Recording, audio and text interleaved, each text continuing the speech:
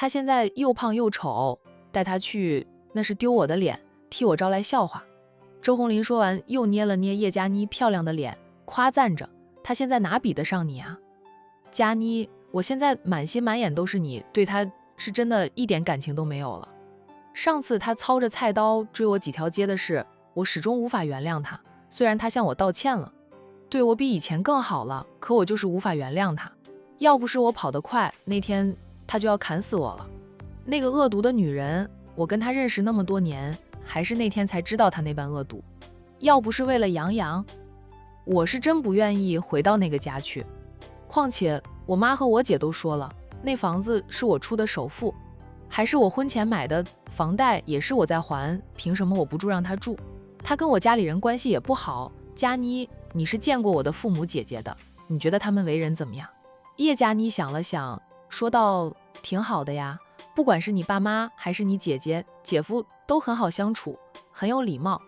他出现在周家人的面前，对周红林体贴入微，照顾得极好。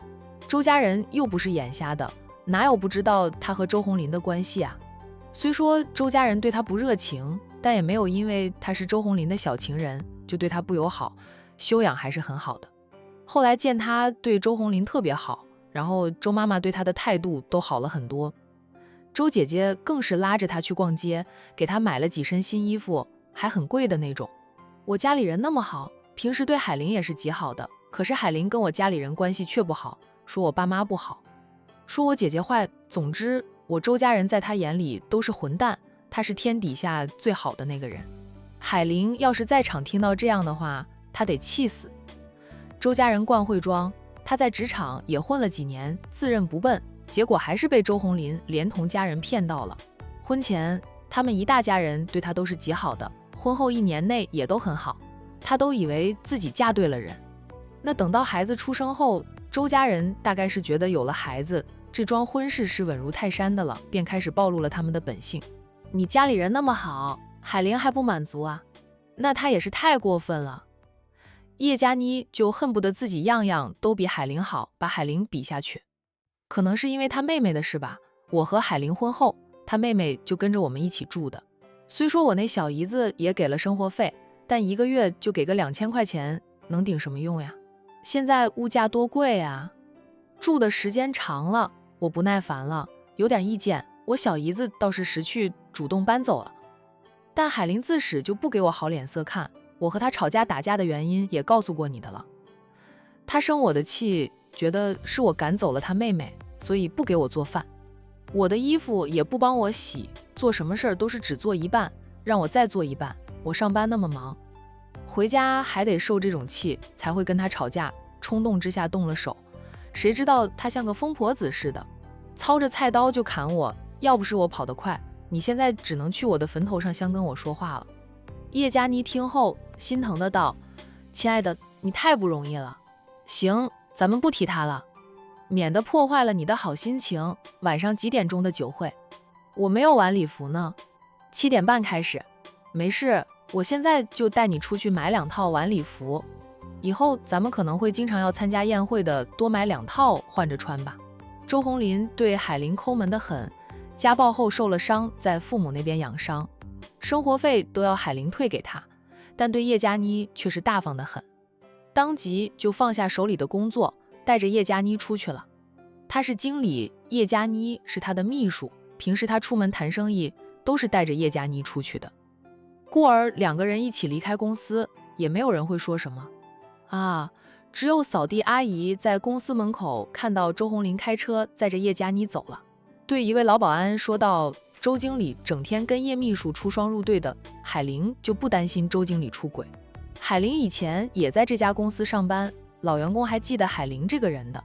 那位老保安看扫地阿姨的眼神，一副你家才通往的样子。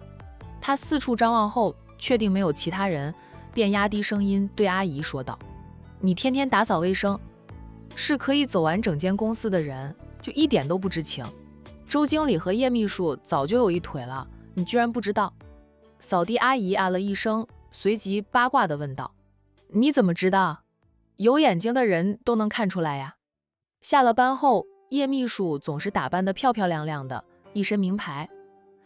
挽着2-3万元一只的 LV 包，以他的收入，他能那样潇洒？他家里条件是一般般的呢，自然是周经理送给他的名牌衣服、名包、项链等等。也有人看到过下班后2个人一起吃宵夜什么的，反正亲亲热热，说他们俩没有一腿，鬼都不信。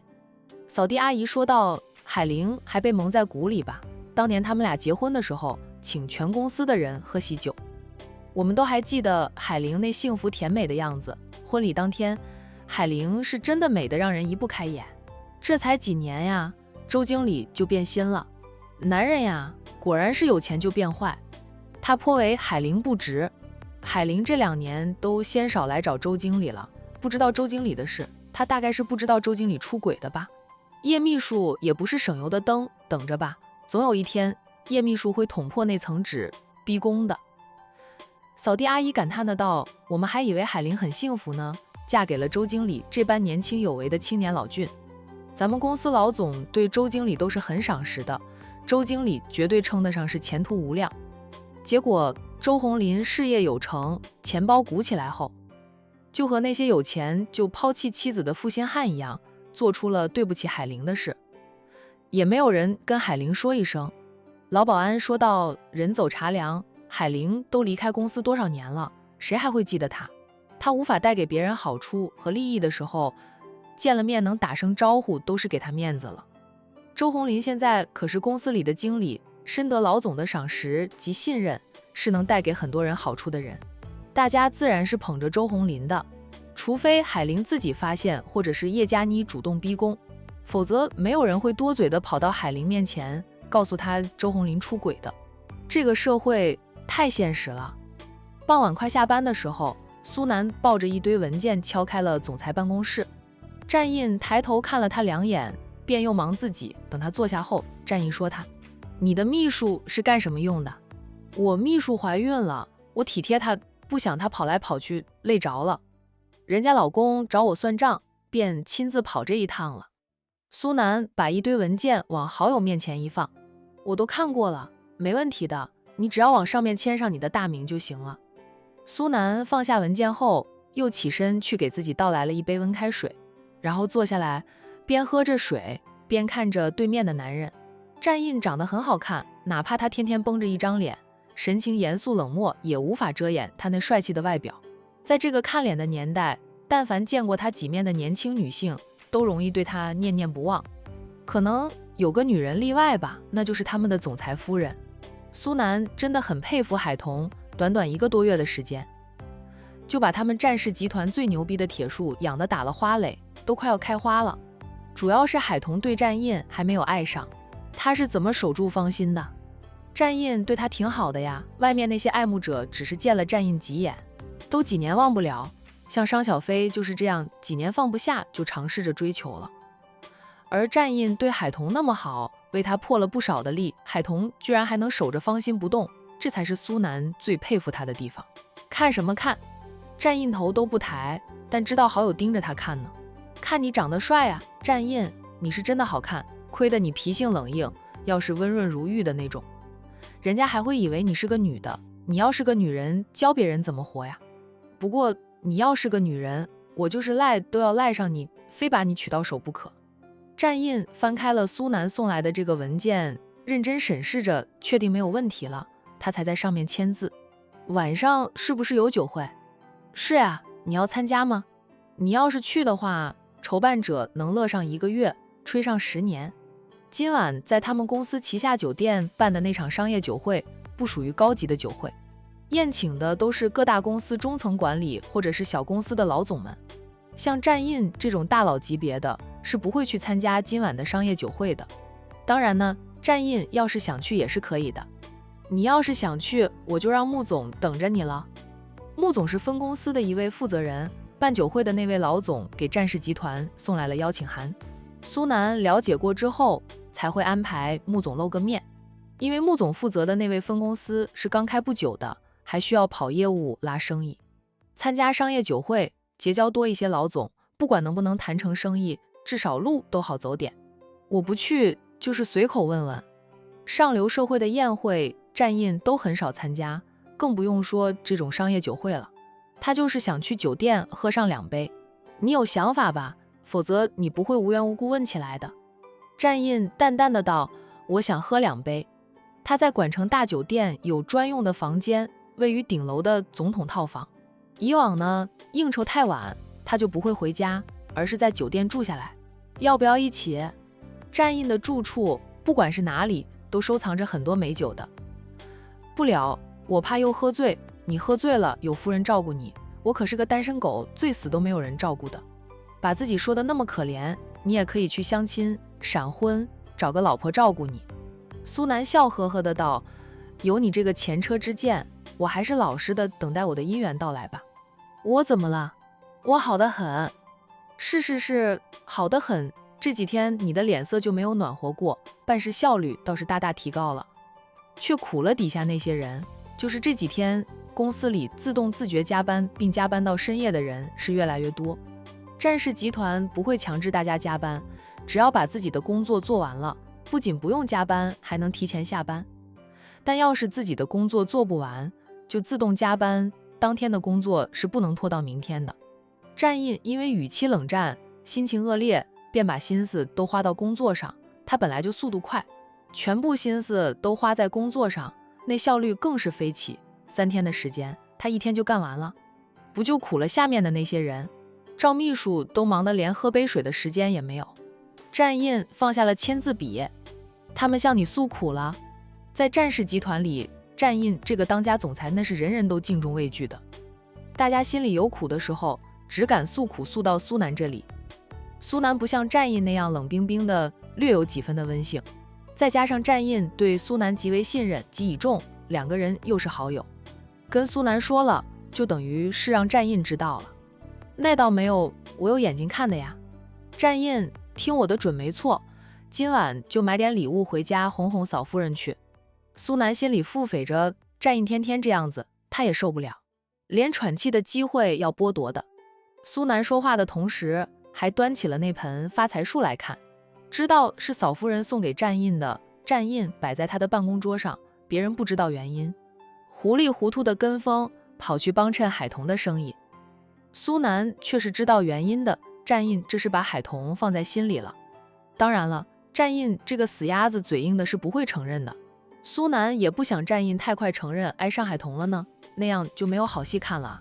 看着别扭的战印，不知道多爽啊。战印，他交的损友吧？你那么闲，有件事想拜托你帮忙查一下。苏南马上就摇着手，我忙得要命，真的一点都不闲。什么事？他真的是八卦心太旺盛，才会被战印吃得死死的。帮我调查一下微浩电子公司的周红林，他在微浩里是一位经理，深得他老总信任。啊，怎么你想挖他？不对，这名字挺熟的，好像是，对了，是你那位连金吧？苏南记性好，一下子就想起来了。谁叫他家老板有什么事都让他去调查呢？他真不是想知道太多的，实在是没有办法才会事事都知道。是他，我怀疑他出轨了，你让人搜集一下他出轨的证据交给我。这件事不要让太多人知道，我也不是很确定的。对于周红林出轨的事，苏南没有意外。他说到你那位大姨姐婚后变化太大，周红林爬上高位了，围在他身边的女人随便一个都比你大姨姐好了，时间长了他自然会嫌弃你大姨姐的。战印眼神冷冷的，声音也是冷冷的，说道他为什么会变化那么大？因为他爱他，不怕身材走样，为他生儿育女，有了孩子后为了让他安心工作，他自己带娃照顾着一家人，付出的是他的青春，是他的美丽。他也承认大姨姐婚前婚后变化太大，至少该减肥吧。但这不是周红林出轨的借口，无情无义是早就潜伏在周红林的体内的，以前没有爆发出来罢，现在他爬起来了，事业有成，春风得意的，就看不起嫌弃自己的老婆了。周红林要是觉得海玲现在这样子太难看，他可以提醒海玲减肥的。海玲对他还有感情，他提醒他减肥，相信海玲会努力减肥。但是周红林却是在婚姻生活里处处压制着海玲，指责海玲这样不好那样不好了，家里的开支竟然还提出 AA 制。周红林难道不知道海玲现在没有工作，没有收入来源吗？这个倒也是有情有义的男人啊，就算老婆变成了个200斤的胖子，也不会变心的。专情的男人并不会因为妻子变丑变胖就出轨。说到底啊，周红林是对海玲厌倦了，说不定他是故意把海玲养胖如猪，然后嫌弃他有借口出轨呢。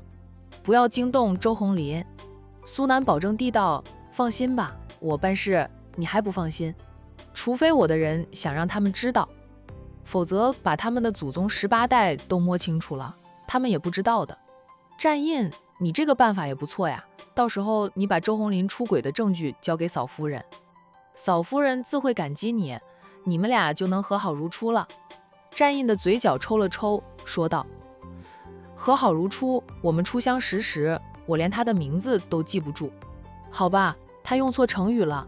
交代了苏南安排人调查一下周红林，战印便把处理好的文件递给苏南，淡淡的道：可以下班了。我也想下班，但晚上还得应酬啊。也是，他也得应酬。战印和别人谈生意，要么是在公司里，要么就是在管城大酒店，他住的总统套房里。得了，今晚他不必刻意去酒店喝酒，然后应酬的时候就可以喝个够。海童把商小飞送来的海鲜分了一些给姐姐带回家里吃，也分了一些给沈小军。沈小军家里条件好，天天都吃海鲜的，不过好友给的，沈小军也不客气地收下了。在战一晨过来接老太太的时候，海童把最大袋的海鲜拎出来。战一晨一看到大嫂吃力地拎着一只大袋子，忙下车上前几步，伸手就接过了袋子，嘴上说道：大嫂，这么重的东西，以后叫我们帮你提就是，别累着大嫂了。老太太也说，就是叫你不用提的，让一晨拿，他们男人力气大。心里却想着，老二都会体贴人，就是阿义那座冰山不懂得体贴。哎，真是愁死人了。老太太自认愁死了，但她老脸上却没有一点忧愁。大孙子给她提供了精彩的好戏，她看戏看得津津有味的，哪里真的发愁？那是不存在的。大嫂，这些是什么？战一晨其实闻到了海鲜的腥味。海鲜，我一位朋友去海边度假带回来的，他送给我很多，基本上都是新鲜的。我和你哥也吃不了那么多啊，给你们带一些回去吃。战一晨看一眼奶奶，见奶奶都不推拒，他就便说道：这么多呀，他们家最不缺的便是海鲜了。不过大嫂给的，他还是帮忙拿回家里去吧。奶奶，你给大家都分一点尝尝鲜。海童很细心的给每一家都准备了一份的，都用网袋分开装着。回家后，老太太拿出来分一分就行，量都是一样的。行，我会分的。老太太等一晨把海鲜放上了车，她老人家才上了车，还不忘对海童说道：海童，我刚才给阿英发信息了，叫他过来陪你一起吃饭，之后再回公司加班。他应该在来的路上了，你看一晨和他同公司上班的一晨都过来了，你快回去做饭吧，不用送了。海童，奶奶，你不早点说，我打算就把中午没有吃完的饭菜热一热就吃的，只够我一个人吃了。老太太说道：你现在做还来得及的，你快去做饭吧。阿印总是加班很晚，你给他多烧几道菜，让他吃饱一点。那当着老太太的面，海童自是不好拒绝。等送走了老太太后，书店里就只有海童一个人了。他忙拿起手机就想给战印发微信，叫他不用过来，然后他懒得给他做饭。打开微信了，才记起自己已经把他删了。不对啊，是他先删的他。想了想后，海童去黑名单那里把战印的手机号码放了出来。战印的手机号码，第一次被关小黑屋呀，总算重见天日了。然后海童打电话给战印，铃声响了，在他书店门口响起来的。战印还是接了他的电话，他会给他打电话，他知道他被他从黑名单上放了出来。海童，战印的声音总是低沉富有磁性。海童想，他要是个声控的话，听到战印的声音，他都会爱惨他。还好他不是声控，但不妨碍他喜欢听他说话。怎么了？我想叫你不要过来了，我懒得再做饭的，但你都来了，算了。我现在去帮你打包一份白饭回来，中午的菜再热一热，就这样对付一餐吧。海童从店里出来，看到战印后，他便挂断了电话。你还要吃其他菜吗？想吃什么菜，我帮你打包了。战印把手机从耳边移开，随即塞进裤兜里，尽量让自己的脸色温和点，声音也少了几分冷冽，说道：打包一份白饭就行，不用再打包其他菜了。那行，你急着上班的吗？不急的话，先帮我看看店，我去附近的快餐店买饭回来，你帮我把饭菜都热一热呗。战印默了默后，低沉地应着：好。为了能缓和夫妻俩的关系，堂堂战家大少爷要吃中午没有吃完的剩菜。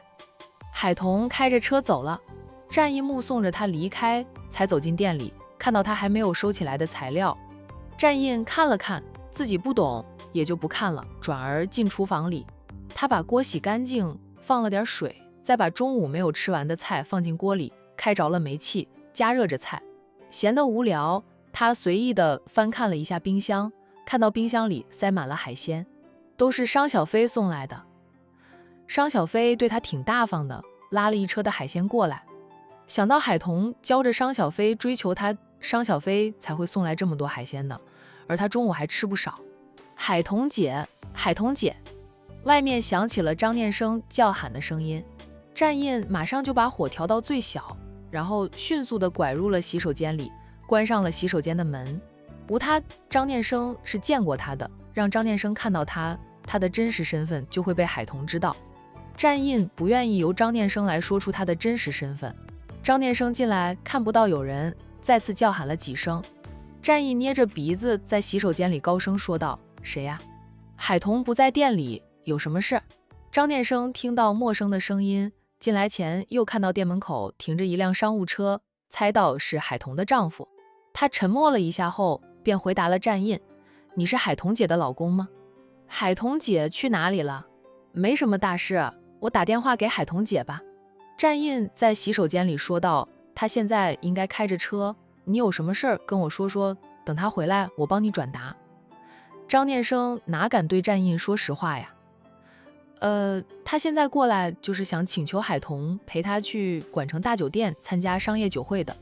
虽说张氏集团在管城商界占着一席之地，但张念生这个接班人啊，现在还在磨练中，在公司里他还是个小人物，父亲安排他参加今晚的商业酒会，是想让他多与商界的人打交道，也认识一下职场中的精英。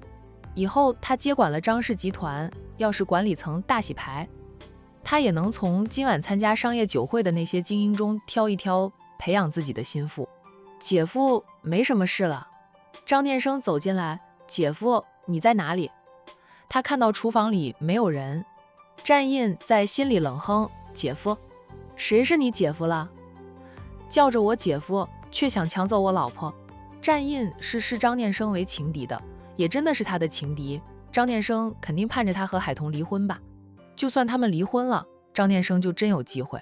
海童要是会爱上张念生，大概早就爱上了吧。他说的，他只把张念生当成弟弟。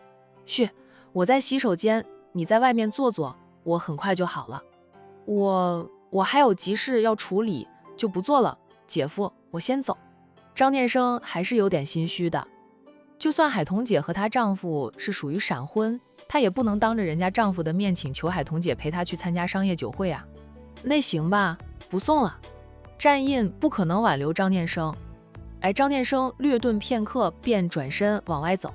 战印听到脚步声远去了，才从洗手间里出来。幸好奶奶又把他叫过来，幸好自己硬着头皮踩着奶奶给他的台阶下来了，否则张念生就有机会和海童独处了。张念生从店里出来，开车便走，不过在路口，他便停了车，打电话给海童。海童很快就接了他的电话。念生，怎么了？海童姐，你等会儿有空吗？就是7点半左右。什么事？海童不说有空没空，直接问他有什么事。张念生迟疑了一下，还是说道：我等会儿要去管城大酒店参加一场商业酒会，需要一个女伴。姐，你知道的，我还没有女朋友，便想着让姐帮个忙，陪我去参加商业酒会。海童想都不想就拒绝了，你找小军陪你吧，我没空呢，我老公还在店里等着我一起吃饭。他对张念生是只有姐弟之情，但战印误会啊，认为他是把张念生当成了下家。不管他有没有这个意思，他以后都会减少与张念生的独处，能不独处更好。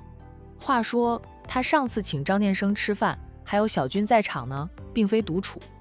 战印看到后都误会他和张念生有一腿呢，可把他气得够呛的。怎么在战印的眼里，他就是那种迫不及待要找下家的人？听到海童提及她的丈夫，张念生心里堵了堵，面上不显，哀求着：“海童姐，你们吃饭需要吃到7点多吗？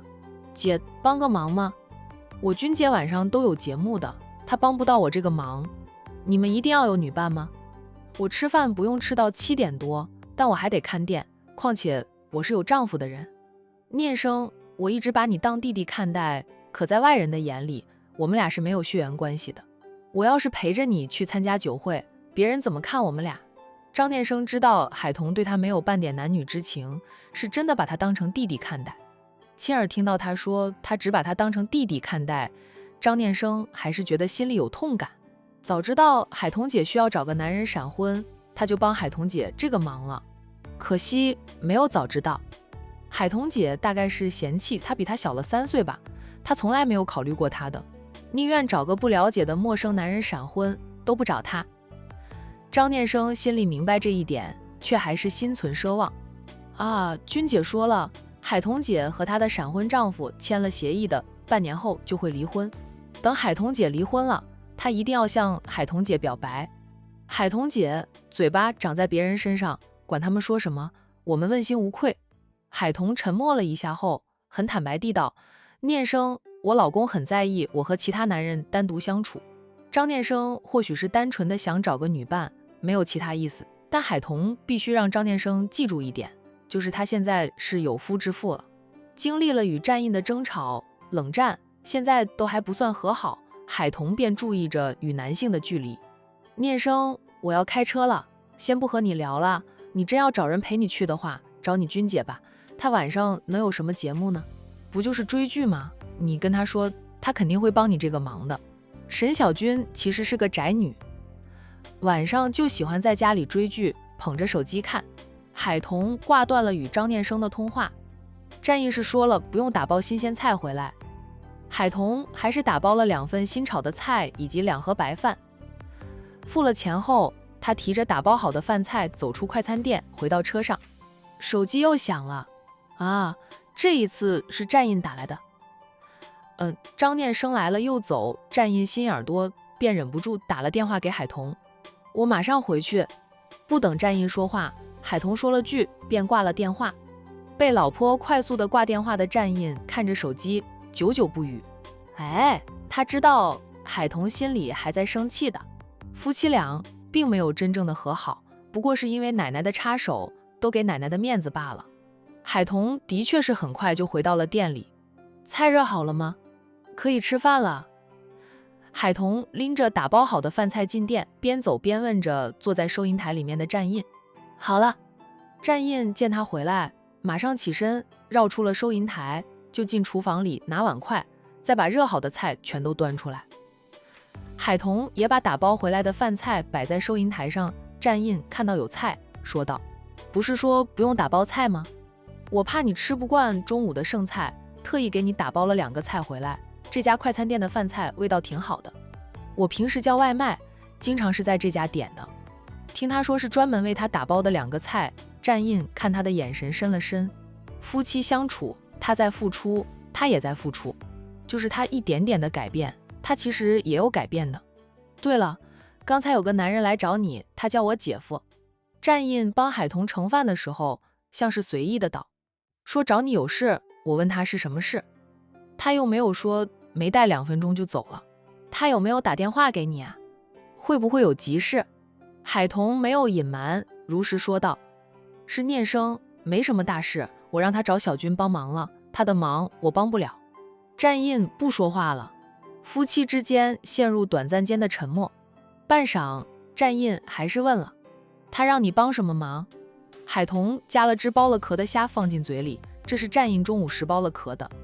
他把虾壳都剥完，杨洋吃不了那么多，还余下半碟子呢。他喜欢吃虾，海鲜他都喜欢吃。他等会儿要去管城大酒店参加商业酒会，需要一个女伴，想请我陪他参加酒会，我拒绝了，我现在是有妇之夫。海童说完后看了战印2眼，战印知道他话里的意思，他这个神色自若，并没有因为老婆多看他2眼就少吃菜。海童的坦诚让他心情好了很多，便觉得胃口特别好。吃着海童特意为他打包回来的2份菜，吃得津津有味的。夫妻俩吃光了所有饭菜。饭后海童想收拾碗筷，战印起身就收拾了，嘴上说道：“我来吧，你坐着休息休息。”你这话说的好像怕我撑死了似的。战印难得的笑了笑，说道：“我还真的怕你吃撑了。海鲜不经放的，隔餐后都不好吃了，更不要说隔夜，总要吃完，别浪费了。现在的海鲜挺贵的，虽说你收入不低哈，咱们也得省一省吧。”战印笑道：“养你，我还是养得起的。喜欢吃海鲜，以后我们自己买。商小姐送来的都是新鲜的海鲜，她特意从海边带回来的呢。你愿意的话，我们也可以去海边过周末假，吃从海里打回来的新鲜海鲜。”这是战印第一次提议夫妻俩去度周末假。都11月了啊，管城的11月，只要太阳如常上班，白天依旧热，更适合去海边度假，不冷不热的。海童揉了揉肚子，再说吧，现在我也说不准，万一我周末有其他事情。战印了一声，收拾碗筷进厨房清洗了，还听得他老婆大人提醒他，别倒那么多的洗洁精，弄得满盆都是泡泡。战印绷着脸不吭声，花了10几分钟，战印把碗筷清洗干净。刚才看过冰箱，知道冰箱里放着些水果。他洗了个果盘，把冰箱里的各样水果各拿了一些出来，洗干净，切成块，摆在果盘上，再放上几根牙签，便端着那盘水果走出厨房。来点饭后果。他把果盘放在收银台上。海童，你是想撑死我吗？战印轻点一下他的额，就不知道出去散散步消消食。管城中学门口那么宽，还有长长的双车道，还挨着一条大河，沿着路边也是河边走上一遍就能消食了。海童被他突然变得亲昵的动作惊动，本能的抬手想拍开他的手，他却先一步缩回了手。他拍了个空，一会儿再出去走走。海童坐正了身子，问他：“你今晚不用应酬啊？”本来要应酬的，奶奶非要我过来陪你吃饭，我便取消了应酬。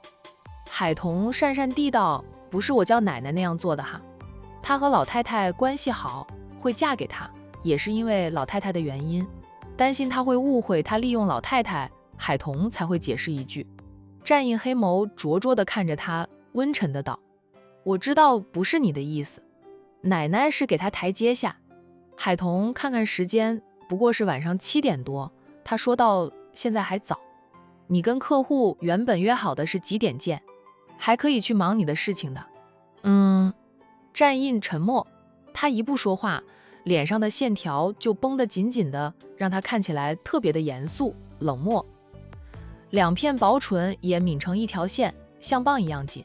听说男人嘴唇薄，薄情，他会不会薄情，海童不知道，但知道他寡情，对年轻的异性相当的不友好。如果他不是和老太太有缘，帮过老太太，然后老太太感恩，他又是祖母吉孝，对他肯定会更差的，不是不会与他闪婚。战印对上海童看着他的眼神，夫妻俩四目相视。海童，你很不喜欢和我独处吗？战印问这句话时，声音低沉，看海童的眼神闪烁着些许危险的光芒。你喜欢与我独处吗？海童反问着。